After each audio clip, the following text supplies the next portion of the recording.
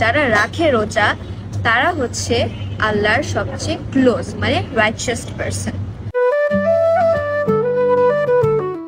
সবিজের আলো ঝলমলে দুনিয়া ছেড়ে ধর্মের ছায়াতলে ফেরাটা তারকাদের জন্য নতুন কিছু নয়। এখন পর্যন্ত দেশ বিদেশে বহু তারকারা এমন ঘটনা ঘটিয়েছেন। আবার কেউ কেউ তো নিজ ধর্মকে ত্যাগ করে অন্য ধর্মে দীক্ষিত হয়েছেন। আমাদের দেশের সবিজ অঙ্গনেও রয়েছে এমন অনেকে। সম্প্রতি শিশু শিল্পী শিমরিন লুবাবাকে দেখা গেল এমনই বদলে যাওয়া এক রূপে। সুন্দর একটি মাস, মানে এই মাসটি যারা মিস করবেন তাদের জন্য তো পুরা মিস। আর যারা এই সুন্দর একটি মাসটাকে আপনারা কাজে লাগাবেন, আল্লাহর জিকির করে, 5 ওয়াক্ত নামাজ পড়ে, ইভেন তাহাজ্জুদ পড়ে, কোরআন শরীফ পড়ে যারা সুন্দরভাবে কাজে লাগাবেন তারাই হচ্ছে আল্লাহর প্রিয় বান্দা। দীর্ঘদিন ধরে নানা আলোচিত কাণ্ডে সংবাদের শিরোনাম হয়ে আসছে লুবাবা। প্রায়শই নেটিজেনদের কাছে পরিণত হয় হাসির খোরাকে। তবে তার বয়স বিবেচনায় এসব চর্চা থেকে সরে আসে সকলে। সম্প্রতি শিমরিন লুবাবা আবারও হয়েছেন সংবাদের শিরোনাম। তবে এবার প্রেক্ষাপট ভিন্ন।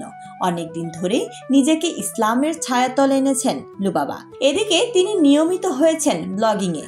সোশ্যাল মিডিয়ায় ফুড ব্লগিং, ট্যুর ব্লগিং করছেন নিয়মিতই। এছাড়াও ইসলামিক ফ্যাশন ইনফ্লুয়েন্সার হিসেবেও নেটিজেনদের কাছে প্রিয় মুখ হয়ে উঠছে দিনকে দিন। বলা বাহুল্য, তাকে নিয়ে এখন অনেকেই প্রশংসায় মাতছে। ফলে বিভিন্ন সাক্ষাৎকারে এই পরিবর্তন নিয়ে মুখোমুখি হচ্ছে লুবাবা। সম্প্রতি এক সাক্ষাৎকারে অনুরাগীদেরকে ইসলামের ছায়াতলে আসা এই শিশু শিল্পী শোনালেন পরকালের কথা।